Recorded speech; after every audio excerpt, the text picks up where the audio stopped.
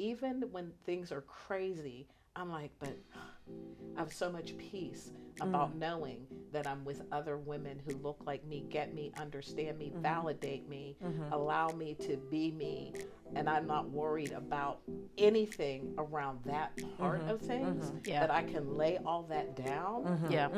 That in and of itself Yeah. has improved my health. That is life changing. That Life has been life changing for me. Life changing.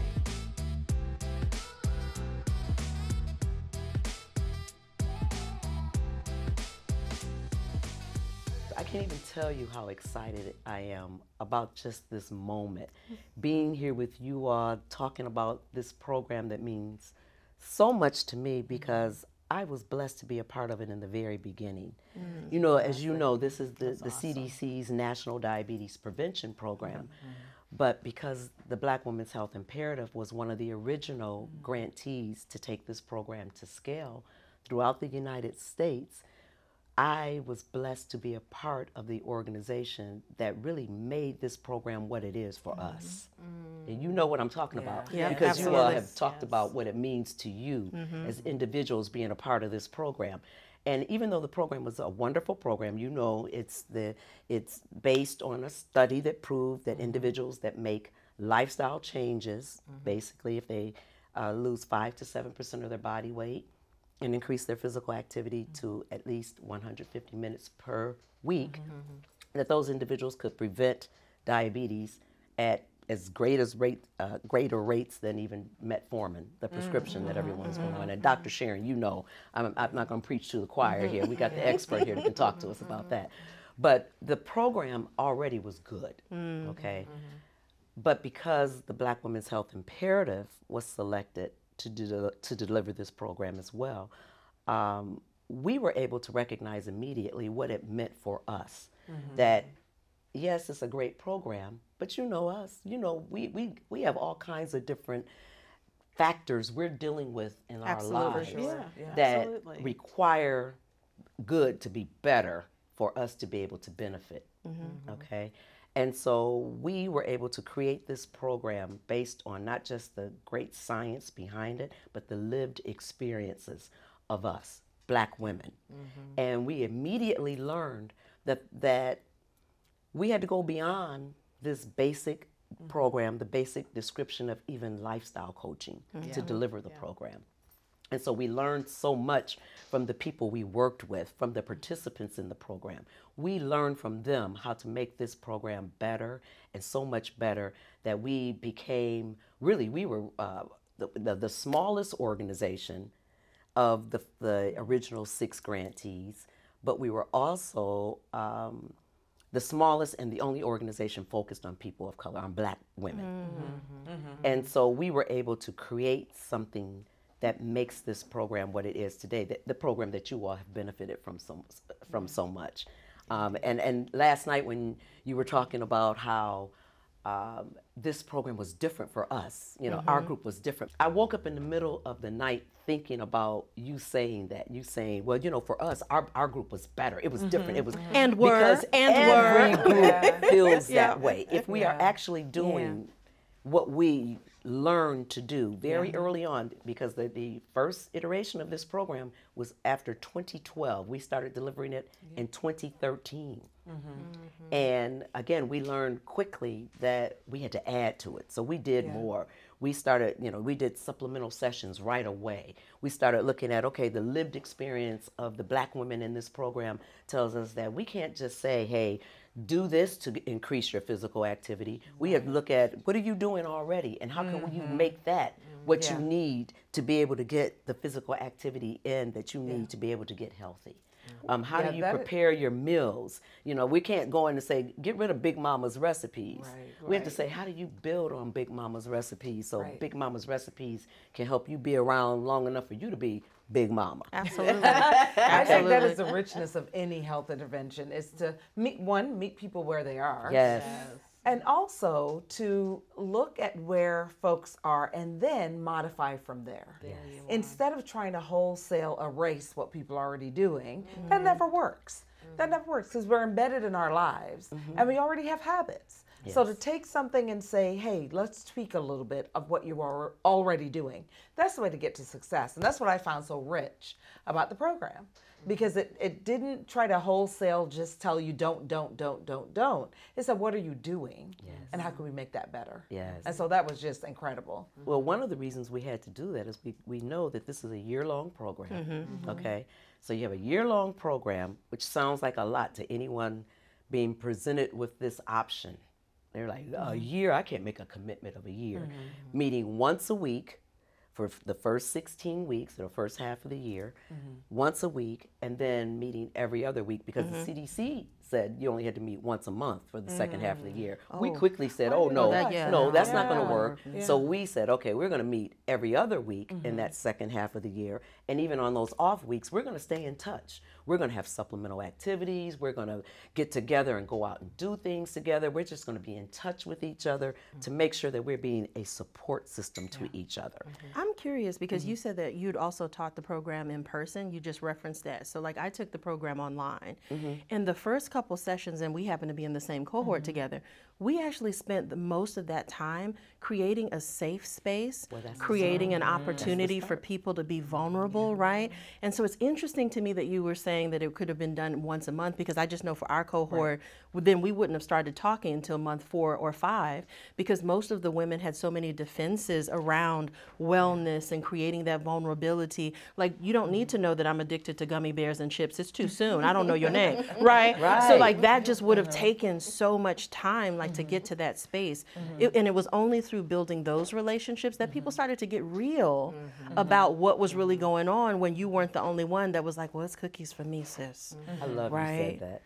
I love so much about what you said, because again, we immediately realized we had to do it differently. Right? And so now that's known as our high touch coaching model, because we have the 10 points, or we call them pulses, of our high touch coaching model. Safe space is one of them. We recognize that we are all coming from places where we have a level of distrust naturally. Just to survive, to be around, to even start talking about getting healthier, you have to have had to have implemented some survival techniques in your life, and being guarded and being protective of your own personal space is a part of that. So we had to create a safe space for our participants to recognize that we've all been in some version, some space where you are. Our lifestyle coaches are authentic and say, and show them that I am where you are still. I'm on the same journey that you are on. That definitely came through in our cohort. Where our coach, shared and was vulnerable with us, to use your word, about where she is and where she's been and where she wants to be. And that was really phenomenal in creating connection. That we could be open and vulnerable, because she, too, with us, is changing and developing new habits and learning new facts about nutrition and activity. And that was such a great part of our cohort. One of my favorite things that she talked about was the opportunity to create rituals for yourself, and like how you're worthy of those rituals. And there were things that I was thinking about prior to the program, but I hadn't gotten to the place of saying, no, I'm worthy, and I want to craft time for that. And she talked to us just about different like nighttime rituals and morning rituals to get yourself in that mental space. And I think once people started hearing that and asking critical questions, like you were just saying, so you do this, right? There was a lot of, so you do this, right? And she was like, oh yeah, and had suggestions from teas to different things, like having a favorite cup. Then people started to really say, well, I'm worthy of that. I can get a cup. I can start with a cup. You know what I mean? And then move into creating a habit that sustains my wellness over the long term. That was really a powerful component, I think, from my experience. One of my most favorite parts of facilitating the groups as a lifestyle coach, because I have had the awesome opportunity to have experienced this program at every level. I was a lifestyle coach first, then I became a coordinator. My organization became the partner organization to the Black Women's Health Imperative, and so we were not only a site in person, because remember, all of this started in person. So I was a lifestyle coach in person, then I became a coordinator and the lead of an organization that was a partner organization. So we were a site and I was a lifestyle coach. And then I started working as a master trainer, because I'm a trainer at heart and always a trainer. And so I became a master trainer, and then had the awesome opportunity to come on board with the Black Women's Health Imperative to lead training for them. Because, you know, we're one of only 13 organizations that has a MOU with the CDC to deliver the training for us to train organizations, coaches to lead the groups throughout all the other providers. So not just within the Black Women's Health Imperative, but also for other organizations delivering this program. And then we had the awesome opportunity of even training people in Micronesia to deliver this program. Wow. So it's been an awesome ride. But one of my favorite parts of it as a lifestyle coach is at the beginning of each session where I would say, so how did everything work out for you last week? Let's start there. How are things going? How are you feeling? What's happening with you? So it was like the post check, as I call it. And what I would hear from the individuals in the classes about their experiences, even when they felt like it was something that was not the best experience, how everybody could just tap into each other's experience and learn from it. And it gave everyone what they needed in terms of encouragement and support and ideas to go forth in the next weeks. Yeah, well, and I also think it was all about the connectedness. Yes, in the group, you know, because I'm like a really relational human, and so I could like hug a tree, appreciate all the beauty of life, human life, all kind of life. But anyway, for me, the class that I was in, we still keep in touch. Same. We still connect once a month as a group, and it's that connectedness and the safe space. And I've had the privilege of leading the evaluation of the practices you've been highlighting as we've been talking. And I can relate from firsthand experience as well as the feedback of it was safe, and to be in a class with people who look like you, people who have similar experiences as you, the coach, your peers, all of that. That's what created the safety. Was the fact, because I've been in other lifestyle programs, and they didn't look like me, and it was very different. But there, I just felt like I could be Michelle. I could be who I needed to be. And if I said, oh, girl, you know what? I really wanted to go down the street and get those Mrs. Phil's cookies like I did in the past, but I didn't, y'all. I didn't do it. But, it's, you know, but to be able to say that, but then to also be vulnerable enough to be able to say, you know what, I'm kind of struggling. Like I got this thing going on in my personal life. And honestly, this right now doesn't feel like my priority. And having your sisters be able to rally around you to say, girl, we got this. It's okay. Come on over here. We had people in classes who were telling us that was their family. Like before they got there, like this became their family. And so, you know, a lot of times we hear, oh my gosh, it's a year long, but that's the beauty. Actually, you just don't know it when you start. You think that the commitment is going to be too much, but you find out, oh my God, this is my tribe. Like this is what I didn't know that I needed. So I think the value in being able to come together for that length of time and being able to be with people who really get you. They get you. And that's the safety, and that's the beauty of what I believe we have to offer. I think too, program. Looking at least considering my experience with our coach, one of the things I thought was really helpful is how she related emotional eating to stress and emotional eating to all the other things that we weren't covering in the program, right? Because sometimes we'll say, okay, well, here's the focus, but all these other things contribute to why you are not able to be successful. You're doing the right thing, but then you're not losing the 2 pounds that you wanted to lose. And then you're frustrated because you're like, well, why is that not happening? And you're not thinking about your stress level. At least I wasn't. And so our coach pointed that out to me. She was like, actually, sweetie, we're going to have to work on the stress. And that's when the rituals came up, or your routines, right?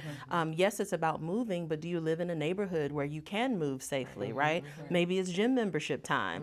And it's maybe you need to go to a gym membership that's giving you a specific experience, which all goes back to worthiness. Like I felt like we kept having all these conversations about worthiness and like curating your life and taking a more active role in it.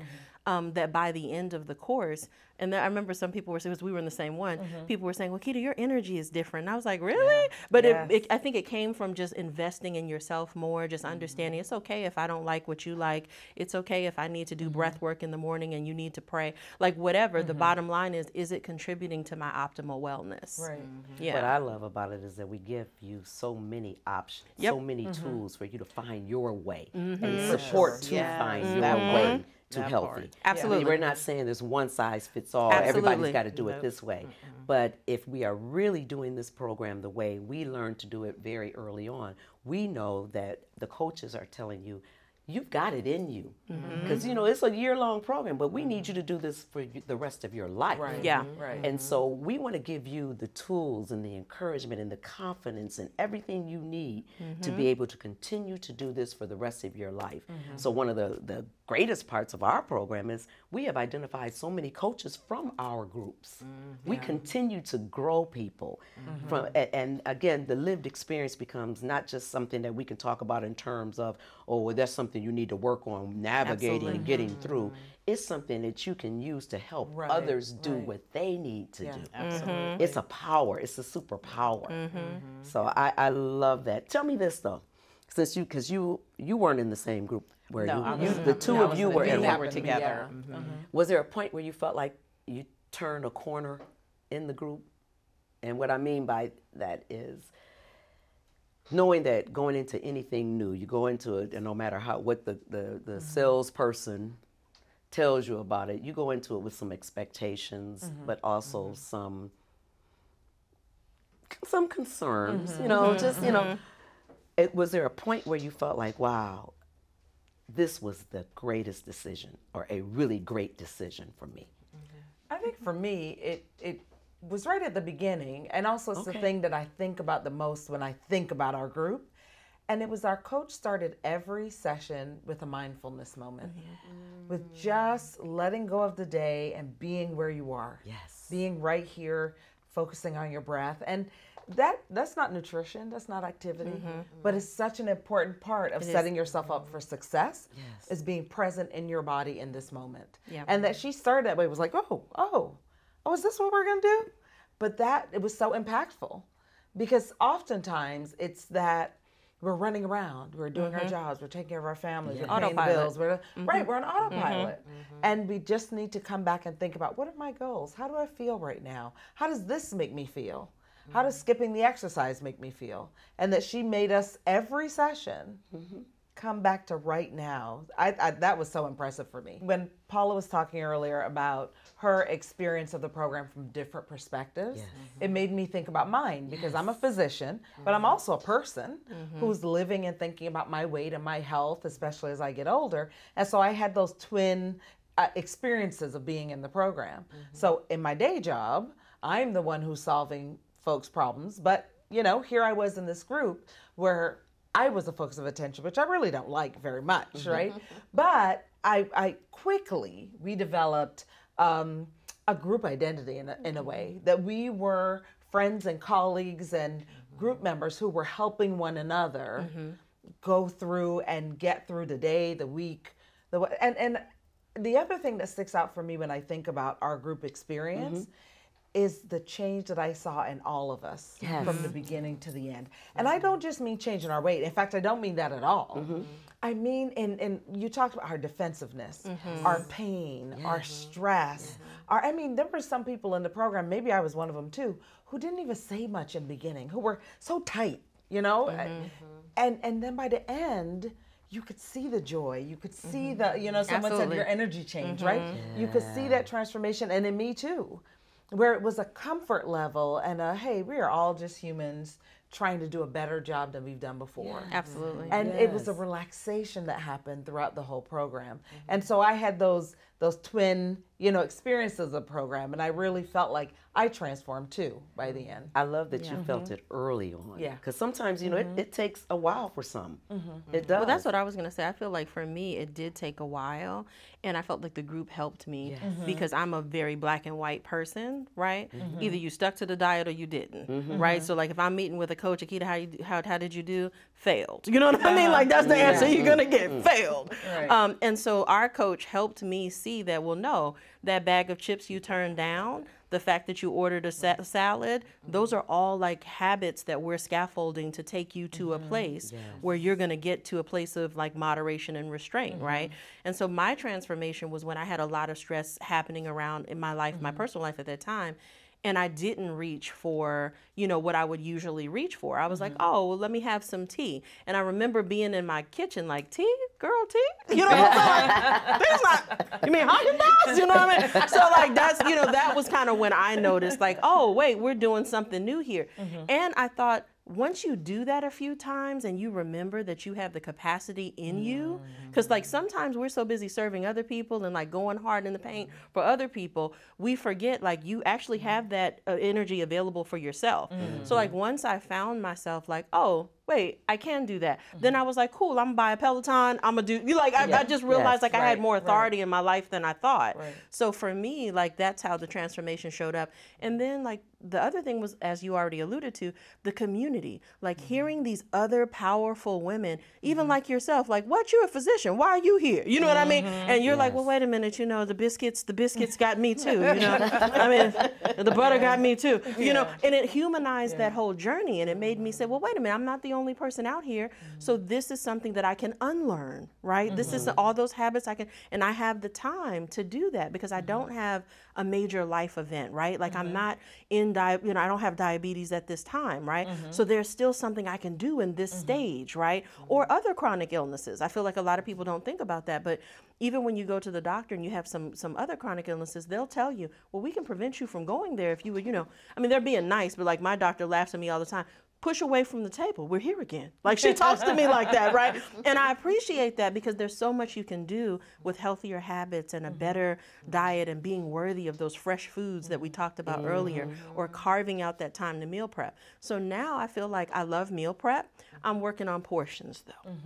Okay. That's where we are now. Okay. One thing for me said, was, go ahead, Michelle. I think for me it was, again, relational, the connection. When we got to the part where they were like, we're going every other week, we were like, wait. That happened. That happened. Yep. Wait, every other week? Why? Are you still going to be here? What are we doing? Can we talk in between? Like, wait. So I think that was the part that I was like, oh gosh, we are really connected. And even now, like we hop in our little group me chat. It's like, hey y'all, what are y'all doing? Do y'all have an issue with this? Blah, blah. You know, so I think, again, it's that connectedness. It's that social fabric that feels so like just like a warm hug all the time. Because there's so many people that we know when we start talking about this program, they're immediately, oh, I can't do that year-long commitment. And they're usually the very ones. Don't do that. Don't do that. Like, don't do that. No, going to it every other week. Like, we're not going to leave you. We're going to be meeting every other week, and we're still going to be in touch. No, but I need my weekly meeting. So now I just kind of laugh, you know, when people talk about, oh, we need to shorten the program. We need to, no, we don't. We need to change how we present it. Absolutely. Make sure we tell people, first of all, we're not going to force you to do anything. Yeah. This is not a deprivation program. We're not going to coerce you into anything. We're going to work with you. We're going to help you craft what you can do and make the changes that you can make for yourself. Someone like me who struggled with their weight their entire life, like since I was little. I was always the chubby kid. I was, you know, all of that.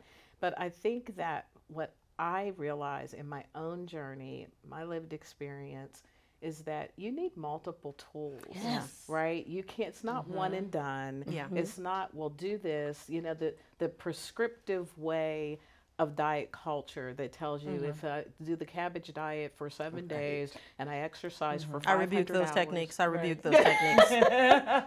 that suddenly I'm going to be thin. Well, first off, maybe my goal isn't to be thin. And the other thing is maybe I just want to be healthy, and to be healthy, it's going to require multiple tools. So I'm someone who's had weight loss surgery. I've lost and kept off like 80 pounds, but it didn't stop there. Like if anybody's thinking that that's the magic bullet, it's the end all be all, it is not. Right. You know, so I still have to go to the gym. I still need lifestyle change programs. I still need people in my life who say, Michelle, we love you. You're beautiful. It's okay. Like we can do this. You can continue on this path. And it's that mindset, I believe, that has gotten me to the health, the metabolic health that I was desiring. You know, I had type 2 diabetes before, and I had weight loss surgery. It went into remission. I have better joints. I have better, you know, sleep. I have better everything. I don't take cholesterol medicine anymore. I was on like 2 blood pressure medications at high doses. You know, I now take half of one. So I'm saying, so it's those kind of non-scale victories, but to get there and to stay there, you need to be able to have access to all of the tools, medication, all of those things. Now, everybody may not need everything. I think it's important to say that. Me, I need them all. Do not take any of them away. I need them all. So I think for us to have this belief system that it is one and done, or it's unilateral, or, you know, we're singular people is not true. And that, or that one way is the best way. One way is the best way. That's not true. No That's the toxicity of the culture, the diet culture that we have been indoctrinated into. I think it's rooted in, well, I'm going to take a stab and say it's rooted in the inequity that we battle against. I'm trying to say it nicely. Why? Why are we saying it nicely? It's us. Let's just say it. You know, it is what it is. Let's talk about it. It's embedded in racism. I'm just going to say that, right? And it's embedded in trying to, I think, just colonize us in some way to make us be the same, and we're not. And we don't need to be. I'm really happy you said that, because I tell people all the time, like, listen, I'm a Black woman all day, every day, and I'm proud to be. And Unapologetic. I don't fit unapologetically. And I'm not going to fit into your box, nor do I want to. And I was going to share that, like, at the beginning of our program with our cohort, the way our employer insurance is set up, we're also offered an opportunity through our insurance provider to take it. So I took the one phone call, and they never heard from me again after that, because of that exact reason. Like, in the first call, I could tell that this was not going to be a culturally aligned situation, which our program does offer, right? Because we're focused on lifestyle changes. I could also tell that the person I was talking to had no idea of what my lifestyle was. So when we started, like, she started with, well, what do you usually eat? And I'm like, chapati and ugali and nyama choma. Crickets, right? There it is. Well, now, what is that exactly? Is it beef? You know what I mean? And so automatically, and more importantly, there wasn't a desire to learn. There wasn't a desire to explore this as a pathway. Whereas through the Change Your Life, Change Your Lifestyle, with our coach, I said, well, you know, I think what it's sounding like is I need to return to more traditional foods, right? Because for me, variety is not a good thing. Because we're going to enjoy it all, you know? That's a problem. So I said, but if I bring it back, and then I can start focusing, you know, on portion control and that type of thing. And once I started to do that, that's when I started to make progress in the program. And we talked about it. I was like, oh, so all I have to do is, like, leave out this part, but I can go hard with the protein, right? And then I can bring the veggies back this way, because I don't like buttered broccoli. You keep that, you know. And so it was interesting too, just to realize now here's this culinary adventure beginning, because now I get to explore other things other than sandwiches and salads. There you go. Exactly. And I think the part that you're talking about, like the uniqueness of your cultural background, if you can't honor people at that level, can you help me here? Right, you're not honoring them, and you're not able to help them. Like, you have to be, even my decision to have weight loss surgery as part of my journey, that came about because I had a physician who was willing to get to know me. She wasn't giving me the blanket, well, you know, you need to eat a little less, you need to exercise more. It's like, if I had a quarter for every time somebody said I don't need to hear that, me, ma'am. Thanks so much. Okay. And what does that do to you? And when you've been struggling with this all your life, somebody says, well, just push away from the table, and you just gotta, really? It's just that like, for real? So what am I? What are you saying like, to me? Boy, what are you saying I am? That's so unique. I'm like, no, like, don't tell me that. She literally walked that journey with me, saw me, watched me struggle, would support whatever. If I said, I don't think I'm ready to do that, she said, okay, that's fine. Let's talk about what can you do? What do you want to do now? Absolutely. Where are we at? But it was the trust that she was willing to build with me, get to know me, and I trusted her and felt safe enough to then have that level of conversation to say, Michelle, this isn't your fault. This is not, like, you're doing all of the things. In fact, That's what makes you a good candidate. She said, I have patients who come in here and they are not doing the things that you're doing. So she said, the reason that we're having this conversation is because I've watched you and I see what's happening. This could be another tool that can help you. And she was right. So I'm just simply saying that if you're not willing to take the time, as we do with high touch coaching, with building relationships, the connectedness that we all are talking about that we felt in that group, if you don't take the time to do that, you are doing harm. And I think, you know, as a nurse, as a doctor, that's what we take an oath is to do no harm.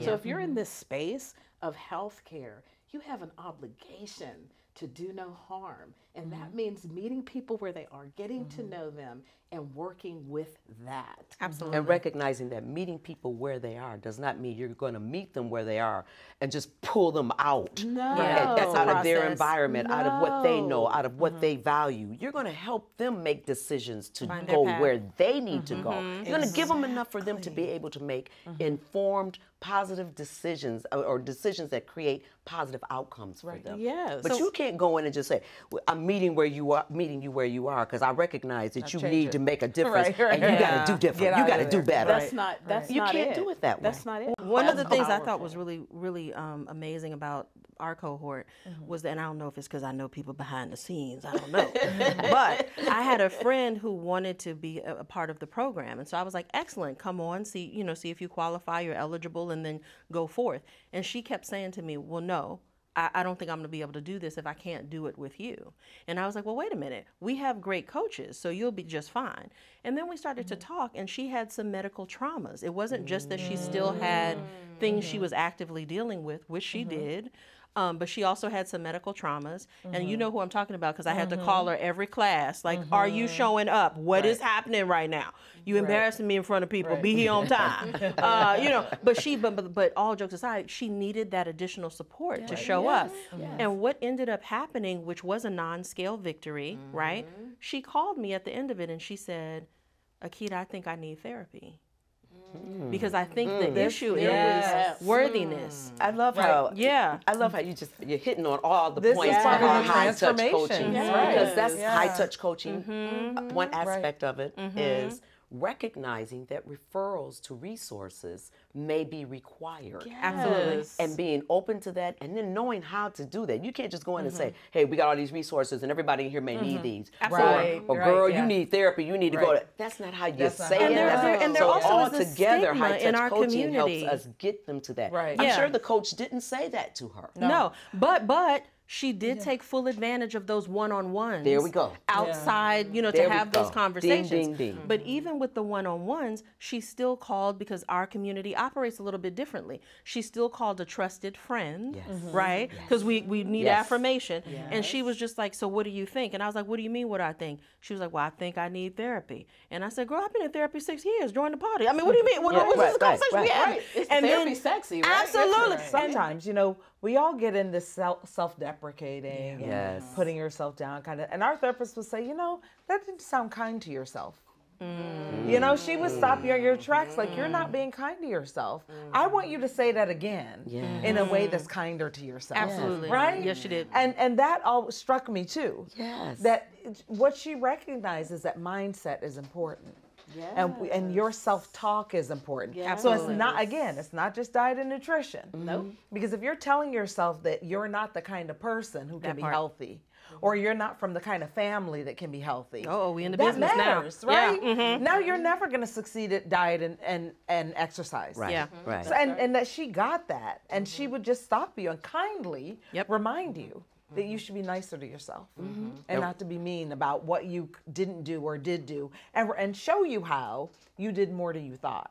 And I don't know if you remember this. The person I'm talking about showed up on a call eating a fudge bar, and I remember thinking, now you gonna do this in front of the coach? You couldn't even. You couldn't even wait till I have a favorite story about that. I remember in one of my groups, we have been talking about swapping out unhealthy snacks, and that's what she did next. And so we were talking about you can get some protein in, but also some nuts are healthier fats for you, okay? And so you can get that salty flavor, all of that. Oh, wait, isn't ice cream a protein? Isn't it milk? You know what? You know what? It is. That's what I was going to say. No, but that's actually what I was going to say is instead of judging her in that moment, our coach was like, so I see that you've come with refreshments. And I was thinking, oh God, I referred this girl. Oh God, Jesus. And then she proceeded to tell her about all the healthier options that were still in the fudge ice cream kind of family. You know, meanwhile, I'm here like, you gonna do this to me in front of this family? You know? So even that, she still used, I am, I'm not gonna lie, I'm judging, I am. So, but even that, she used it, our coach used it as a teaching moment. Right, Well, one of my favorite stories about coaching is when the person thought she was doing the right thing and she came in with this big bag. She was showing off and she came in with this huge bag of jumbo cashews. And I'm thinking, oh, she's bringing it. This is in person. So I'm like, oh, this is so good. Yep, she's going to bring them. She's going to share them with the whole class because we did have the opportunity for people to bring in their snacks and share them with the class. And so I'm thinking, hey, this big bag, she's going to share them. I don't think so. Girlfriend sat there, was popping back those she was throwing down. And I was sitting there thinking, okay, now I got to address this. And I got to address this in a way not to humiliate her. Right. But she's already eating more calories than she should have in a day. It got real. It got in real. about 10 minutes of this class. You know? It's like a quarter cup you're supposed to have. But how about someone else in the class said, girl, what you doing? Yeah. What you doing? What you doing? Boo. But then it became a big teachable moment. Absolutely. That's right. Absolutely. You know, I always say at the beginning of anything, training, running a group, I always say, I reserve the right to flip the script in order to meet my audience, to truly meet you where you are. Absolutely. We have a great plan for this class today, but I reserve the right to flip the script. I had to flip the script right then and say, okay, I know this is not what we were talking about today, but let's talk about portion control because this is a great start. Look at this. Why is this good? But you know what else? It was that gentle sisterhood accountability that showed up also. And so again, it goes back to the relationship. It goes back to the safety, right? Because though you as the coach were like, okay, how do I preserve and honor everybody in the room? Because that's your responsibility. So you didn't have to do it because what you had done was you did a good job of building that safe space. Absolutely. Right? That's what you did. So you had done your job already. So they felt, she said, wait a minute, sis, what you doing? Like, you better give me some of them cashews. Absolutely. Absolutely. That's what we going to do up in here. Absolutely. Give me some of them cashews or put them away. You know? Well, I like it even to this day. If I post something on social, because I'm still in touch with several group members, they will text me and say, I love that for you, but I noticed you didn't post your plate. So it's beautiful that even after the program, the accountability is still there, or at least I'm also thinking about it too, because now I'm very conscious of what's on my plate, right? Yeah. How about how you lean on each other, though, and that's back to what you've been saying. I think about how, again, another favorite memory of coaching. I remember, you know, my group, my first group started in late summer, so we had Halloween. Halloween is big for me. You know, I'm not a foodie, but I'm a candier. So you know, that's big for me. But Halloween, Thanksgiving, and Christmas. Okay. Wow. So I can remember how people were going out, you know, over the holidays, eating at different places, and they were texting each other. Girl, help me! I'm at this place. I'm at this holiday party, and they got this, that, and the other. And they're like, "Girl, look to the light." I used to like, "Look to the light. Look to the light. Then go get a glass of water first." They're texting each other. All these things we talked about. Get a glass of water. Fill up on the water first, then go back in. Girl, is there a salad bar? Start with some of the veggies. You know, all the things we had talked about in the groups. Absolutely. They're texting to each other, and I love that. Or somebody sent out a text saying, "Help me! I'm at this smorgasbord. I'm at this food bar, and I'm getting ready to kill every dessert in here." Yeah, but learning from each other and recognizing it. So what? You know what? I messed up by what I had planned to do, but I didn't mess up for life. I've got another opportunity the next moment, the next hour, the next day. I've got another opportunity to do better. And the fact that I'm already thinking, hey, I got to do something different because of what I just did, that's progress. Yes, it is. That's real life, real solutions. And that's how this journey rolls. I can tell you.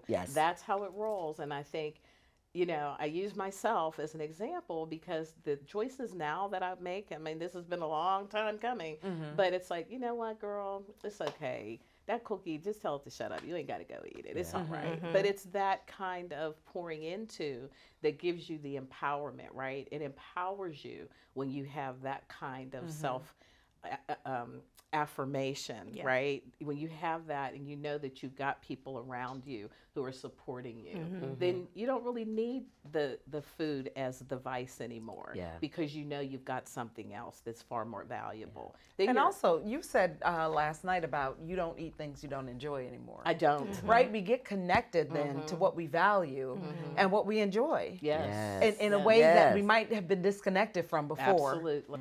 Did you guys track? Yeah. Did you track? Yes. So that people often think the benefit of tracking is just for someone to look at it and say, you ate too much here, you didn't eat enough there, you didn't, you know, you did this, that, and the other. But it's teaching you where you're triggered or activated to do different things. Absolutely. Okay. That's right. It's also teaching you, hey, wait a minute, when I do that, there's something else I need to do.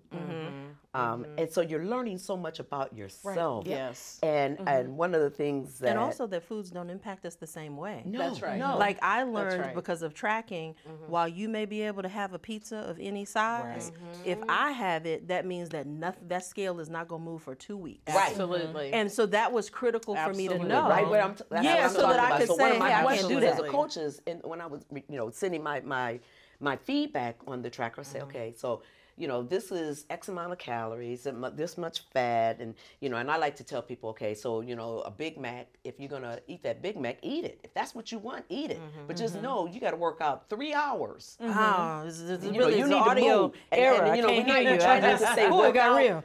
Try not to say workout, but when I'm talking about what you got to do with that Big We Mac, gotta balance I say, it. well, You that gotta you really got to do balance some work because of that. Yeah, you gotta So, balance so Why are you looking over here, though? There are plenty of other throughout places the you day. could be looking. You can look over here. Yeah. No, absolutely. But you one of the questions I would ask is, okay, is it worth it? When you think about all you need to do about that, when you think about for the rest of the week, you might have to do this differently, you got to move more, you got to do this, that, and the other. Is it really worth it to you? And that's the question that even though I'm not coaching anymore, even when I'm not really working the program, I'm thinking, I like that, but that whole thing, that's not going to be worth it for me. That's Well, just to not your worth point earlier, for our cohort around the holidays, it got tricky. Yes. So what people started talking about more when they came back was preparing to move in advance, which was new for them because it was like, look, I'm gonna have the red velvet. It's gonna happen. So does that mean now that I need to do 45 minutes on that day, right? And then what we also started asking ourselves was questions like, well, are there substitutes? Because we covered that too. So do you really need everything, or are you really going to your aunt's house for her baked macaroni? Be honest, right? So get that and then make some other substitutes. So I love like leaving with that toolkit, like you're saying, right? Where I'm thinking about, okay, I can move a little. Okay, I know that I can't do pizza or else I look like Norbit. It can't happen, boo. Can't happen for you. And then, and just being honest about, okay, if you want to be in caloric deficit, this is what it's going to take. Also, I had the privilege of being able to see people on beaches in Barbados. So realizing too that sometimes it's your atmosphere, because what I realized is I was walking in my community, but that wasn't relaxing to me. So I had to say, well, where are some great parks that I can walk, or where are some other places that are?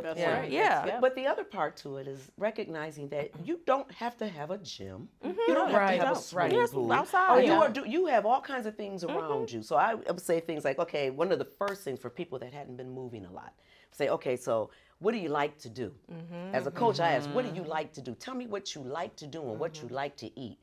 And they will sit there, I don't want to do that. And this is often a conversation I would start in the group, but have to continue in a one-to-one because people don't want to share that with everyone. Absolutely. So I'm like, okay, I know what the group answer was, but let's talk about the personal answer now. Let's get into that. But I want to know, really, what do you like to eat and how do you like to move? Some people say, I don't want to do anything. I just want to watch TV. So, okay, so on those commercials, get up. Even if you don't have commercials, when you got to take a break to do something, get up and move a little, move your feet, do something. But teaching people that you don't have to go to the gym, you don't have to jog. There are all kinds of different ways. I always ask people, what's one of your favorite songs? What's that song you hear that makes you want to move no matter what? I have songs I can hear in a funeral, and I'm like, ooh. Absolutely. But you know, there's always a song going on in my head. Another talk show. But anyway, but I said, what is your favorite? What's that song that makes you want to move? Okay, keep that going. Have that ready for even if you're going to hum it. But do some movement to it. Find ways you like to move. We have people that started skating again because they were like, wait a minute, you know, I used to love to skate. So why aren't you doing it now? Well, I'm old now, I can't do it. I said, why can't you? Let's look, you know, what's that dance move? And I've had people say, I don't like to dance. Why don't you like to dance? Everybody, you know, is afraid of what you look like. Absolutely. But by yourself, you know, don't look in the mirror then. Just do what you feel like doing. But helping people find the ways they can get those physical activity minutes in and eat the way that they enjoy eating, but eat for life. Sometimes people would not consider certain movement exercise. So to your point about skating, so people would start a skating journey, they're like, that's not really exercise. But what ended up happening is, one, it is exercise, and two, because you're in love with skating, now you want to learn how to do more things. So now you're more motivated to move in other areas so you can like optimize your health. You know, I spend all day talking to women, and one of the recurring themes is weight. And weight management, and usually it's women saying, I weigh too much. And so we have to have a very nuanced conversation about what is the problem with your weight. And I remind women all the time that we live in a culture that's constantly telling women be smaller. But is that really a health issue? And so I used to ask women 4 questions when they came in talking about weight. 1, do you have any metabolic conditions? You mentioned that earlier, Michelle. And by metabolic, I mean, do you have diabetes or prediabetes? Do you have blood pressure issues? Do you have cholesterol issues? So, or do you have a family history that you're worried about, right? Because sometimes, you know, grandma, mom, aunties, all have diabetes or hypertension. And so that's real. You have to think about that. So I asked them about that. And I asked them about, are you able to do with your body what you want to do? So if you have young kids, are you able to run around after them like you want to? Can you play the sports you always played? You know, do you have to give up some activities now because of your weight? I also ask them, practically, can you afford to buy the clothes that are your size? Because that matters, right? Finances matter, and that's an important part of weight management and health.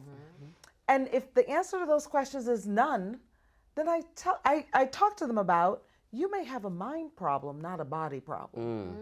Because I like people to understand that your body is fine. This may be a problem of what society has always told you about your body.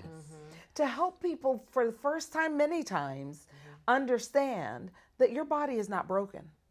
Society may be broken around what bodies are the right ones or the wrong ones. And people often look at me like, oh, but I think that's so important, because I think someone earlier talked about, you know, as clinicians, our job is to do no harm. But sometimes we do, because we feed into these tropes and these stereotypes about what bodies should be and whose body is the right kind. And Black women, of course, are at the nexus of that.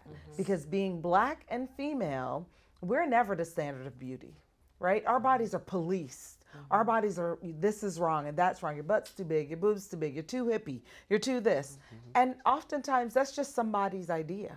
So I always start with that. And then I talk about practically, what are the things that are involved in managing your weight and or your health? 1 is nutrition. And the Change Your Lifestyle, Change Your Life program covers that nicely. 2 is exercise. Moving your body. And I actually have strayed away from using the word exercise. Yes, we have because to. When I say exercise, people think they have to go to a gym or they have to get some equipment. So I talk about moving your body, because Michelle talked about earlier, it could be dance. It could be doing yard work. It could be cleaning your house. You spend an hour cleaning your house, you are moving your body. So I talk about moving your body. But then the 2 things that a lot of people don't get, and a lot of the other programs don't talk about, and I won't name names, but we can all think about what those programs are, is your environment. A lot of people of color live in food deserts. If you don't have a choice of healthy foods or whole foods or fresh foods, then that's not a choice you're going to choose. And people will say it's you. You're making a bad choice, but you're choosing from what's presented to you. And so that's one thing that as Black people, we have to think about what's available to us in our environments. And then the last one is mental health. And we know as Black women, we have a particular constellation of mental health and stress and life stressors that include racism and bias and having to code switch and protect ourselves in every environment we find ourselves in. And that is something not to be left out of the equation. You have to put that in. And it's so beautiful that the CYL Squared program puts those considerations in. It does not leave those out. And so that combination of being Black and female is front and center. And as someone going through the program myself and as a clinician looking at the program, I'm just so pleased to see it there because I know that it's going to address my patients who are Black and female or Latina and female or Asian and female, because it addresses the role that those other things play in their lives that, again, those other programs, ones with W's, ones with S's and B's, right, might not include. And so those communities, this program was targeted and thoughtful about Black women, but it fits so many more women who face those similar circumstances. But I want to say, Dr. Sharon, and that's great, absolutely on point. I'm on board with everything you said. I think this is one of the reasons why I come so hard for the BMI, because it's an example of some of the structural biases that are embedded that give us those messages. Because when I go to, if I don't come to you, right, you know, if I'm not blessed to come to you who looks like me, who understands those nuances, well, you're going to look and say, well, you know, your BMI is over X, Y, and Z. Well, what message does that give me? That gives me the message, well, there's something wrong. I got to lose weight. I got to do, and that's part of the toxicity, right? That's part of why I personally advocate so hard against weight bias and promote programs like ours, because that's not where the mindset is. But it's those structural policies and how we are defined that adds to the toxicity of diet culture. Yeah, I have nothing to say to disagree. I think you're absolutely correct. And one thing that I think trips people up a lot is because they think, oh, the doctor said it. Not recognizing that just like our medical system has racism built in, it has fat phobia built in. And that's important to say. But you know what you just hit on for me? I am overwhelmed. I am truly overwhelmed with gratitude for all of your perspectives, especially from you just validating what we know from the perspective of a physician. I look at, I think of what you just talked about in terms of, you know, the questions you ask your patients. And for me, that's validation of our high-touch coaching, because I recognize that what we've been doing, we're right on track. We ask those same questions in our one-to-ones. High-touch coaching means you're not just a group facilitator. You are working with individuals. And so you talk to the individual group participants, and we ask those same kind of questions in different ways, because again, we gotta be our authentic selves, and we gotta speak to those participants where they are. So how we get at those answers that we need to be able to help them find the way that works best for them is we present it in different ways. And what you've just talked about is really back to something else you said. It's really confirmation of the fact that what we're doing is right. We create a toolkit. We give them a practical toolkit that is not filled with all these high-tech things that you may or may not be able to understand or access. These are things that are strategies and tools that everyone has available to them, and we show them that, and we recognize that, as with any other toolkit, you don't ever get to use all the tools at once. All the tools are not needed at once. You have what you need for different situations. So if we talk about, when we say the lived experience of our participants, we know our participants have come from all kinds of different experiences, different lifestyles, have different kinds of experiences that create the lived experience. The lived experience being, what is it that is affecting them and their lives? What kind of work situation, what kind of environment do they live in?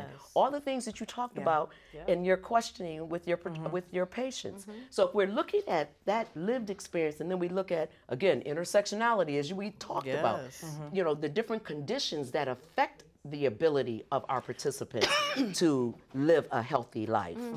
and how they intersect. If we're talking about all the isms that we're dealing with all the time, we get at those in our one-to-one. One of the things I thought was really powerful when I first started working at BWHI, like it really tore my wig off. Like I was like, wait a minute, was the data set that we had. And I think it's important to know it's not just because sometimes when you're having a conversation about something that affects you, it's deep to you. But if it doesn't affect me, it's not as deep, right? So to me, that's where data comes in. So when you can literally say, actually, according to the evidence, Black women age prematurely 7.5 years faster than everyone else because of microaggressions, racism, et cetera, that's a very different conversation. Now, even because when you have the lived experiences, oh yeah, I didn't know the exact years, but I knew something was happening. But when you know that there's actually an exchange that's happening with your health, I think that's pretty critical. The other thing is you brought up BMI, and I thought that was interesting because I think the first time, and I don't have the same background, I've just made it through the program and I'm still in the process and we work in the situation. So I don't have the same background you have, but there were two things I thought that were really pivotal in my own health journey was one, seeing what 1 pound actually looked like. Yes. Because when you're actually on your journey, you're like, oh, I lost 8 pounds. That wasn't really that great. But when you see what a pound looks like on its own, you're like, girl, I did that pound. The other thing was I was taking a class at the time, which was a movement class that's recommended in our program. And my teacher said, Akita, can I ask you a quick question? What are you working towards, right? And I said to her, well, if I'm honest, this situation right here. If I could have your situation, that we could do that. And she said, do you know how much I weigh? And I said, well, you probably, you look healthy. So maybe like 140, 132, And she said, come with me. And we went into the back and she weighed 180. And that was the first time I was like, well, wait a minute, something's wrong. Because when you go to the doctor, if I had gone with what the doctor told me I was supposed to weigh. That part. I mean, and it seemed like such a long, but the person who was standing in front of me, I was like, wait a minute, this is what 180 look like? I'm going to be fired. Like, let's go. But you know what I mean? But that's another aspect of our program that I love. The fact that we took that evidence-based information, the data, we built on that to make it work for us. We stopped saying all we're going to look at is weight. We started looking at, we said, okay, we're going to take your measurements in the first class, and we're going to show you how to measure yourself, and we're going to look at that because it may not show on the scale. That's right. Oh, but you're going to see a difference, and you might see that your clothes are, wearing differently. Yeah. Your weight is redistributed. It may not show up on the scale, but you're healthier. You're able to move more. Your energy and also what I'm saying is, I have a right as an individual. You have a right as an individual to say that's cute, but I don't want to look like that. That's right. Like I've hired trainers where I was like, oh, that's cute. You Pilates. I don't want to look like that though. Yeah. I want to look like this. Yeah. So what I noticed in our cohort was that it was all about people having and giving themselves permission, going back to the worthiness, to say, I hear what you're saying, and I know that may be ideal in your eyes, but this is actually what I want to look like. This is actually what makes me feel good. And the thing I liked about our coach and your program is that was what was encouraged. Like it was the first time someone, instead of being prescriptive, was asking me questions, which then makes you ask yourself, oh, wait a minute. Well, I can say I don't want that, and I can say no thank you to that, and I can say, oh, that actually is my preference, right? And so that I thought was really powerful about the program. Absolutely. Yeah. I think another powerful aspect of the program is we are teaching self-care and part. showing people that self-care doesn't mean you have to have a budget to go to a spa. Yes. It doesn't mean you have to have a budget to do all these outlandish things. It's Absolutely. showing you how to take care of yourself wherever you are, with whatever budget you have, just wherever you are. And I love that we do it in every generation. Yes. Because I feel like that was the thing that was really missing, that a lot of people don't understand. When you get into these cohorts, it's not women of all one age or one type of woman. Everyone is there. And to see that this is a lifelong journey, and that you'll be having these challenges and successes like throughout your life, I thought was really powerful. Yeah. Because I remember the day you dropped the bomb, you were like, well, no, I'm a physician. It blew me back. I was like, wait a minute, why are you here? But to realize that, wait a minute, so this struggle doesn't just magically go away, right? It's something that I'm going to have to grapple with and make peace with and be clear about where I want to be. Made me really understand the notion of journey, because I don't know that I fully, I think sometimes when you're thinking about getting to, at least for me, and maybe it's because my view of health was changing, you're thinking about getting to a goal. I want this aesthetic. I want to look this way. I want to show up Beyonce bad. I got things to do. You know what I mean? And then you realize, well, wait a minute. No, where's that coming from? Like, wait a minute, what is it that I really want? How do I really want to show up? And what does health mean to me? Like, what good is it if you look like that and you have no energy? I have a girlfriend, she got a BBL and she's proud of it. It's not, I'm not telling her secrets on the video. And she said to me, what I didn't expect was I didn't expect to have to work to maintain it. And I was like, girl, what did you say? Like, you made this investment. And what she realized is all those habits she didn't want to necessarily develop at the beginning, she's still having to develop them now. Right. Or else that investment has gone out the door. I always tell people nobody gets a pass from doing the work. Yep. And I think that's what everybody's in search of. But again, I take it back to the toxic diet culture that we're told, and we're shown these images that if you do 599 push-ups every day and you eat, cabbage and carrots for 7, then suddenly you're going to look like that. And that is not true. And I think that for me, being a part of, I'm twofold, and I hope I don't get emotional about this, but I think from the programmatic standpoint and going through the program, again, I keep talking about the connectedness and having a coach who looked like me and having other women who look like me and who were just very welcoming. And I could just I don't got to be a nurse. I don't got to be any of that stuff. I can just be Michelle and share my struggle. But working in an environment like Black Women's Health Imperative every day, and waking up. I literally wake up every day, and even when things are crazy, I'm like, but I have so much peace about knowing that I'm with other women who look like me, get me, understand me, validate me, allow me to be me, and I'm not worried about anything around that part of things, that I can lay all that down. That in and of itself has improved my health. That is life-changing. That has been life-changing for me as well. Life-changing, okay? And so I just feel like the world needs to know how important those things are, how we're worthy of that. And if you don't have it, please go find it. Because I feel like I've spent a lifetime looking for this. And just health in the broader sense, it has meant everything. I mean, you're really highlighting the role that mental health and stress play that often is left out. Right? That's such a key part of maintaining health and being able to reach your goals. Yes. One of the things I was going to say, especially because you were saying people need to actually find a program. Actually, they don't need to find it. They found it. If they're watching this video, there it is. Found it. There it is. This is the program. There it is. That's right. Absolutely. Right. But one of the things that often concerns me, though, is so many people were raised on social media, right? And so they're not having these important offline conversations. They're not checking in. People who are living on social media barely remember what a natural body looks like, right? Because the whole aesthetics that people are going for now are not even that.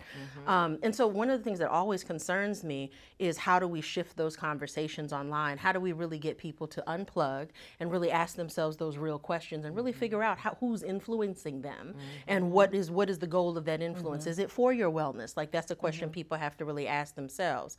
But one of the things I thought was really great when we were in recruitment mode and we really wanted to tell more people about the program is we did something really unique, and we hired plus-size style bloggers to talk about the program. We were really intentional about that for a number of reasons. One, because it was a celebration of the bodies that the people were already living in. And two, because those relationships were already taking place between the style influencer and their audience. And it was a conversation not about how we can get you from here to looking like Kelly Rowland, right? It was a conversation about how can we celebrate you and enhance the health that you're already experiencing. And people responded to that. It was interesting. Then we brought our coaches in. We had a lot of Instagram lives, and hundreds of people would come on the lives just to ask basic questions. That was shocking to me, is so many people just didn't have exposure to natural solutions. So in the online space, I have so much exposure to BBLs, and I'm not shaming anyone for getting a BBL, but what I'm saying is I know about that sooner than I know about my macros, right? And so there's a conversation that's critical that I think even needs to be had just in the social media space. One, about who's defining your aesthetic. 2, about you deserve and have every right to be comfortable in the body you currently reside in. And 3, how can you celebrate your journey instead of looking at it as a challenge? Yes, it will be challenging, but the notion of self-care, I think, should be a celebration, right? That moment you wake up to say, hey, I deserve care, that's actually a moment we should be celebrating instead of pointing out all the flaws. And so that concerns me sometimes. You know, I think that is the true definition. If we're really true about really honest about what it is we should be doing, and I think what we have done here is we recognize that meeting someone where they are is not meeting them where they are and changing who they are. It is helping them to make lifestyle changes for them to be the best version of who they are. That part. And you just described that spot on. It's telling people, look, you're not flawed.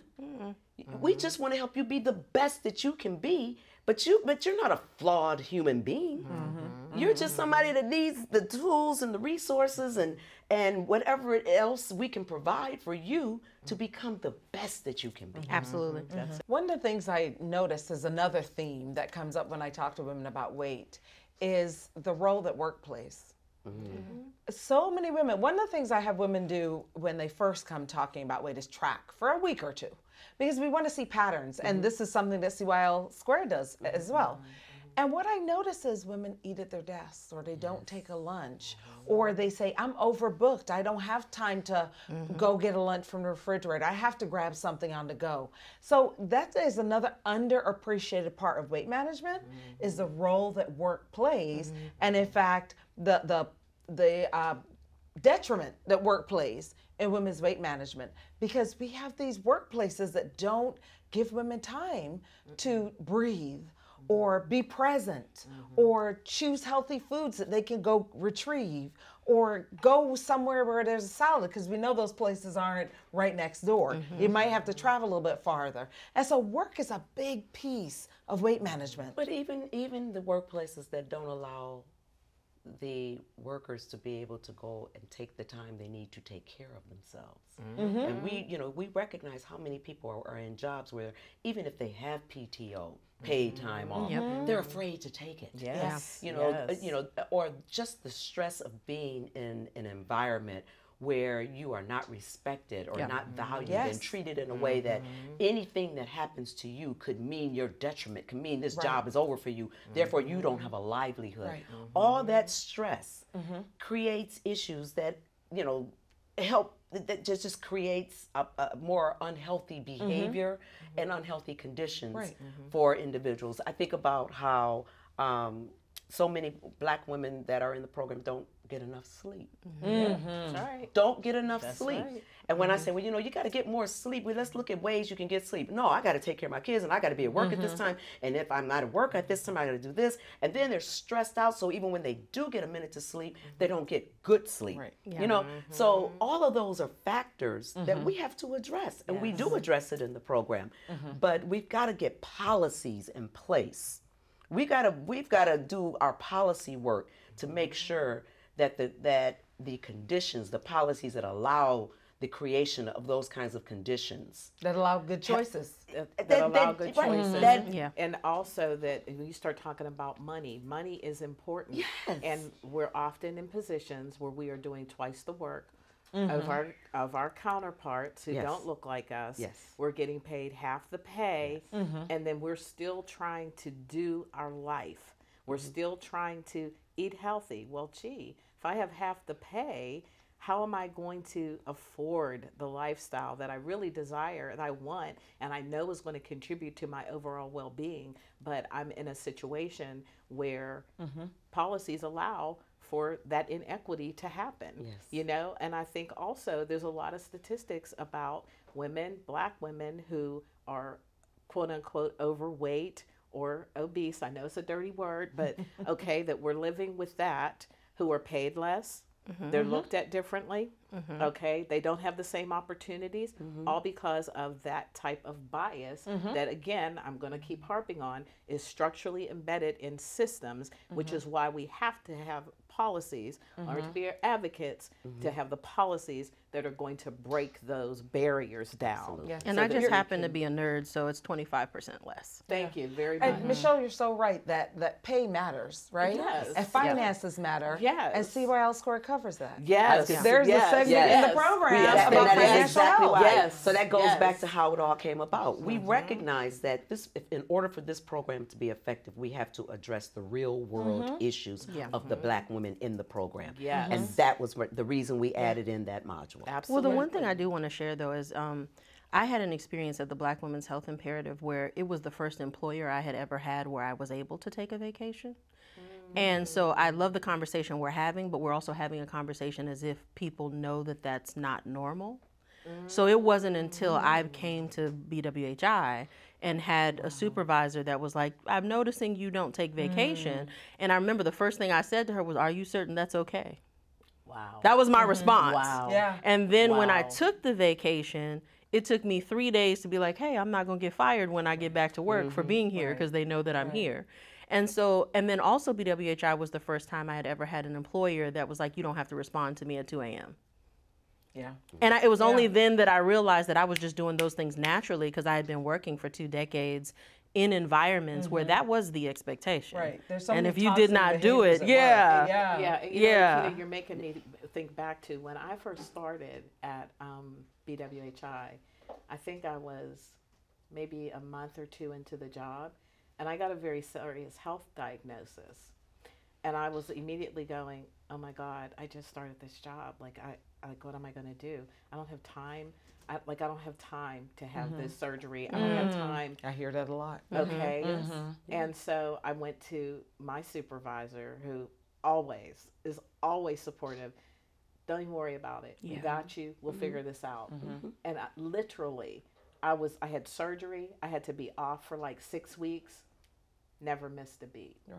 And they were there. Flowers sent. Yep. They're like, don't worry about it. We got you. You don't have to worry about your pay. You don't have to worry about any of that. We will figure this out. Yep. That would not have happened in other settings. Those two stories just talk to the policy environment That's we're living in, exactly right? the point. Where people can't take vacations. Yes. And it's not that you don't have it. Illness is going to threaten everything Yeah. about your life. Yeah. Exactly. And Or it even just when they points have the to- ability to take their vacation, they're so stressed out through it, being concerned She that said when 3 I come days. back, Right. Yeah. So all Right. of that, those are things that we have to consider, and we got to work hard at making sure those policies change. Absolutely. Akita, you made a point earlier about the presence of social media and people striving for an aesthetic, and you're concerned about that. And it made me think about the rise of these medications that everyone's talking about Absolutely. now. And I worry for a number of reasons, but one of them is that people think this is a magic bullet. It's not? And I don't. I wish it were. I honestly do. But it isn't. And so not only are these medications expensive, they're not covered by a lot of insurances for a lot of people, but even if you meet your goal with the medication, then what? Absolutely. And so programs like CYL Squared are still relevant and very important because they teach you all those lifestyle skills that you use either along with medication or once you've reached your goal on medication. But I worry that people are starting to think all I need is medication. Absolutely. Well, you know, that was interesting that you would bring that up. I think I'm about to read your mind. I was learning about the different medications that were available. I talked to my doctor, and I'm still on my journey, obviously. And it was so complex that I felt the need to call Michelle. But I also was thinking the entire time, and I think I said this to you when I called you on the phone, but what if I didn't know you? And so again, because I work for the Black Women's Health Imperative, I can call Dr. Sharon, I can call Michelle, but I can call Paula, but everybody can't do that. And I'm gonna be honest, even when you broke it down, I was frustrated because I was like, this is too much. Can't you just come to Houston and do this for me for yourself? Because it was too much. Because then you started sharing your son's journey, and you were like, Akita, you're not the only one going through this. And then I passed out in the pharmacy when they laid the price cost on me. I was like, wait a minute. And I'm compensated well, so it's not that. But I was like, this is too much, Jesus. You know, so like that was another thing that I thought was really prohibitive, right? Absolutely. Because if I was feeling the pain and I could have paid it, how's the average person going to feel when they get that? In my case, it was like $550 a month, and I was like, that's another Benz. No. I'm also concerned about the fact that now, and Doc, maybe you can help us with this. There are people that I know that say, well, I'm not paying that amount. Even with my insurance, it's going to be $5 something, and I can't do that. So I got it for $100 over here. Yeah. I got it, you know, and someone told me they got it from their trainer. I'm out. I'm so gone. I was so amazed that you didn't even need a prescription for it. You do. And you do. I'm sorry that this person didn't need America, right? But now even I see that even some of the commercials, like you know, some of the unnamed other sources are talking about you can get it. Not don't go to your doctor. Come to us. So I know they have to make a referral or have a physician on their team, but just that alone is so frightening because I look at all the other conditions. If they're getting this without medical attention, all the other conditions that aren't managed.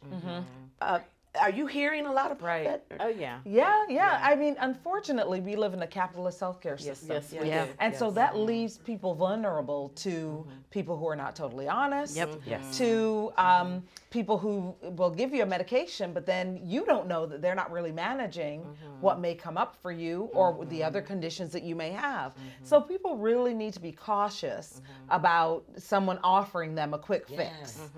And so one of the things, I mean, we've talked about CYL squared so much, but one of the things I really love about it is that one, it sees you as a whole person, not just as a pound to lose, right? And that is key. That's not to be thrown by the wayside because someone can help you lose weight quick. And I always emphasize that to people. Sure, you can get medications. You want to make sure you do some due diligence about where you're getting them from, but you also want to make sure that your larger health is taken care of, not just the pounds. That's right. Because that's just one tiny aspect of you and your health. That's right. You still got to move your body. As we you still have got to seen exercise. from the program, how some people have been taken off their blood pressure medications, and you know they're reaping the benefits in so many different other so many other areas of their health. That the program works for them, and they get to see that benefit. But I worry that the ones that are coming just or that want to get into the program just to get that weight loss, or they get that shot just for that weight loss. As my doctor said to me about it, he said, well, look, as we're talking to people about the shot, because I got into my doctor's office and said, I see you're doing the shot, and I we do this program, and you're making referrals to our program. Let's talk about this. He said they still need to be in the program, Yes, because absolutely. they still need to get the tools that you're providing for them, learn to make those changes, get the support that they need to make those changes. And that will help them to maintain the weight loss without having to come back to me saying, Doc, put me back on. Well, and I don't want to be a Debbie Downer, but since we have the professionals here, this might also be something to talk about. A lot of people who see the medication as a one-stop shop, right, don't realize, one, not everybody is going to lose all that weight. Yes. Two, there have been a lot of articles that have come out that have said that if you were to change your eating habits and get the shot, you're really losing the same amount of weight in the first couple of weeks. And that's if you lose weight at all. Right, so like I'm some curious to your Some perspective people on that. are Yeah. non-responders That's right. to the Yeah. medication. Absolutely. And I can tell you, I feel like I'm the poster child because listen, I have all the tools, access to every last one of them. As you can see, the curves are still there. Okay, but I think my point around medication always is I'm advocating on a number of levels. My advocacy is around, listen, do not go and get your medication from your trainer or the person on the corner. No, really, why? Let's talk about that. I think it might be illegal, first off, so you better check. And I don't know about anybody else, but I'm too beautiful for jail. So you need to be thinking about that, okay? But also, weight health means you need comprehensive treatment. Yes. Okay? That's what it means. And I think, Dr. Sharon, you would agree as a clinician, when I have functioned in a clinician role, no matter what I was treating, it requires a comprehensive plan. Meaning, back to the toolbox. Yes. Okay? So when I was functioning as a nurse clinician, I needed multiple tools for the individual who was sitting in front of me. Yeah. All right? And so I needed to do that responsibly. I needed to do that patient centrically, right? And I needed to make sure that whatever we were talking about was centered around that client, what their individual needs and goals were. And the ultimate goal was getting them to their best life, whatever that was for them, and their best health, right? So this is not about, like, as you can see, I use the medication, I have a trainer, I have a therapist, I have all the things we've talked about today. I am not skinny. And so that's okay. But that's not my goal either. Right. My goal is to maintain the level of health that I have gained. Right. Okay. With these tools and having lost the amount of weight that has worked for my health. You see what I'm saying? So that's no Michelle, longer. you're pointing out one of the big lies about life and health is that skinny equals healthy. Yes. That is not That's the not case. true. That is not the case. It's not true. I'm a witness. Yes. I'm a witness. You can be skinny and have high blood pressure. Yes. You can be skinny and have diabetes. You can be, and in fact, sometimes if you're fat and have those things, you're in a better position because losing weight may help you. Absolutely. And it did. Right? Yeah. And it did. For many Yeah. people, they can lose Absolutely. weight and resolve blood sugar issues, resolve cholesterol issues. Exactly. And so I always caution people about that too. Yes. You can't eat any old how just because you're thin. No. Because that's not good for you. You're not getting the nutrients your body needs. You're not giving your body the energy that it needs. You can't be thin and sit on your couch.